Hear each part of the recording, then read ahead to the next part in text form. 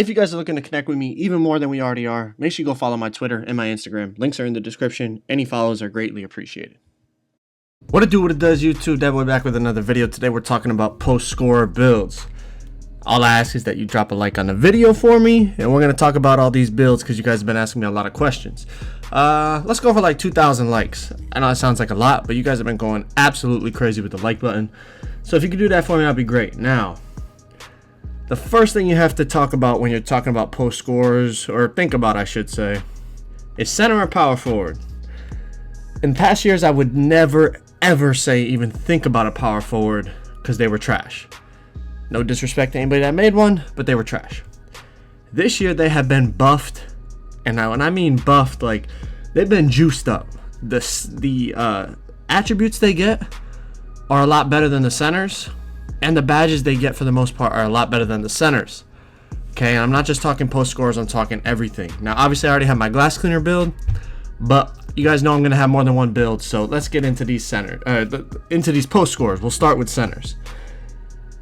If you're going to make a post scorer, I recommend he's a primary post scorer, just so that your badges, you're getting your post badges. All right, that's the first thing. Now, the secondary thing is really your preference. All of the builds are pretty good, I'm not going to lie. But in my opinion, there's a few that stand out.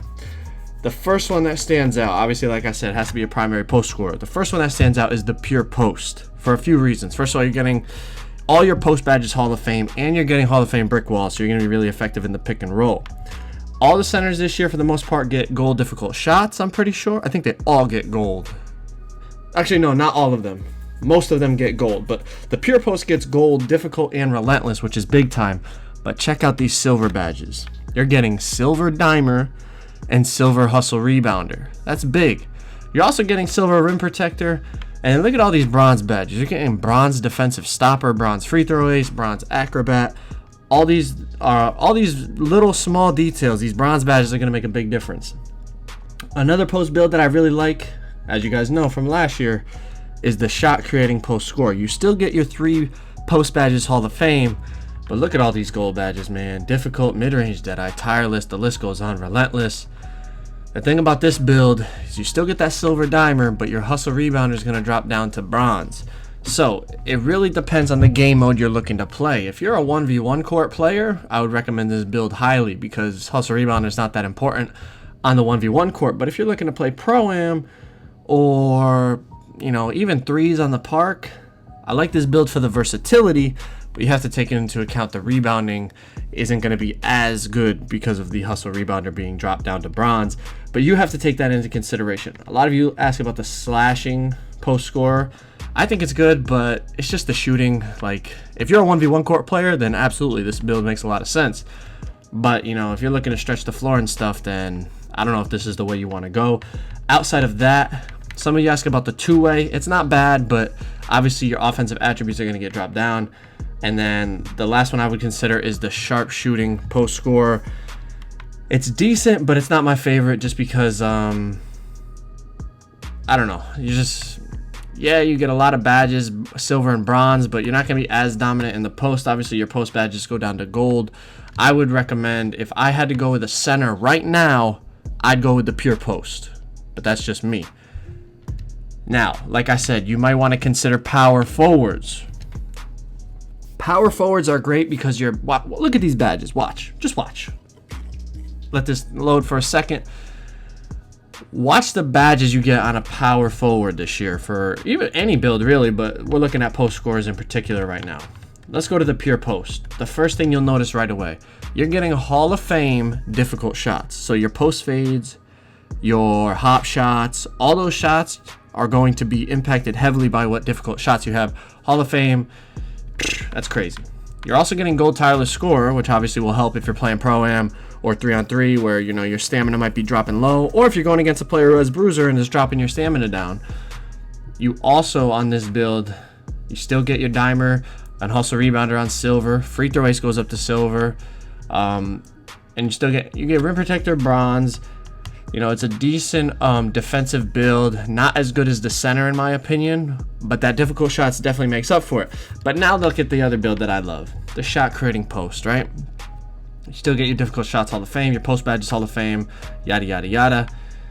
You still get your silver dimer, your silver free throw ace, but now look at the bronze. You get corner specialist and catch and shoot on bronze. So if you're looking to play Pro-Am, you might want to think about the power forward, because you can stretch the floor. You know, you're going to shoot better from the corner with this build because of those badges. That's very, very important. You can still go 7 feet tall in a power forward, so it's not like you're going to be super undersized if you're going against a 7'3" player. 7 foot versus 7'3", if you know how to get in position, you'll be just fine. So the last build with the power forward, I would say, is check out the sharpshooting one. If you want to play Pro-Am, this isn't a bad option. Simply because you're getting now silver shooting badges, silver catch and shoot, silver corner, so you're going to be even more consistent from the corner. You're even getting bronze limitless range. You still get bronze dimer, which obviously isn't as good as silver, but it's still decent to have on a big man. And you're getting your gold post badges. So just something for you guys to consider. If I had to choose a power forward post scorer right now, I would go post scoring shot creator. This would be my power forward post scoring build. If I had to go with the center, I'd go with the pure post. Now, obviously, I can only make one player on my main account. So right now I have my glass cleaner on there. That's going to be my main player. But you guys know I have more than one player every year. So my post scoring build right now, if you had to ask me before the game comes out, obviously we haven't been able to test the post game too much, but I play with DeMarcus Cousins and he is a monster in the 2KU. This would be my post build. I'd go a center. I'd go pure post. Now you say, why'd you go power forward on the glass? Well, the glass, the mobility is going to be very important. If I'm playing on my post, the mobility is not as important because I'm going to be playing either 1-on-1 court or 2v2 court. 2v2 court, the mobility is only important on defense, and that's guarding the pick and roll. So yes, the glass cleaner I made will be much faster than this post scorer, but you know, listen, every build is going to be good in its own way. You got to give something to get something. It comes with every build. My post scoring build, I would go 7'3". Now the reason being, yes, I'm going to be super slow, but like I said, on 2-on-2, it's not that big of a deal because I'm going to be posting up most of the time. The only time it's going to come into effect, I would think, is on defense, hedging on screens and things like that. But in terms of offense, I want to be 7'3" on my post because shooting fades, shooting hop shots, the taller you are, the less contested they will be. So it's very important to have the height on your post score, in my opinion. The 7-foot power forward post score will still be very good, but I think that's more of a Pro-Am build. This is more of a park 2v2 court build. Now you could say go max weight, bump that contact and strength and box out up, leave it default, go down to make up for some of that speed that we lost with the height. What I would recommend, in all honesty, I'm leaving it at the default 258. You know, I could go up to 290. The big hit on speed and stuff, I want to be able to defend the pick and roll decently. Actually, I wouldn't leave it at the default 258 in my opinion, actually. I wouldn't do that, guys. I'm going to say go 270. 270. You get a little bit of bump on your contact dunk strength and box out, which will help, but you don't lose too much speed. I would go 270. That's what I would do. 7'3", 270. Go split the difference. Don't go max, don't go medium. Split the difference. And your wingspan, I would love to max it out. To help with the rebounding, help with the defense, but I'm not willing to sacrifice that shooting.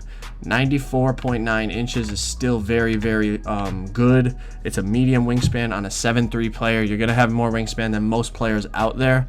I would go medium wingspan, 94.9, and that would be my post scorer build. Simple as that. 7'3", pure post center, 270 pounds, default wingspan. This build will dominate twos. It will dominate 1v1 court. If you're looking for a 3-on-3 court build, I would go check out my glass cleaner build because that's much more mobile, much more versatile. And if you're looking for a Pro-Am build, if you're not the center scoring, if you're not the main scoring option in Pro-Am, I wouldn't use this post scoring build. This post scoring build is like if you're the go-to option, that's what I would be on the 2-on-2 court. And obviously on the 1-on-1 court, you have to be the go-to option. If you're looking for a Pro-Am big man build, go check out my glass cleaner build. That one is a much better Pro-Am build in my opinion right now.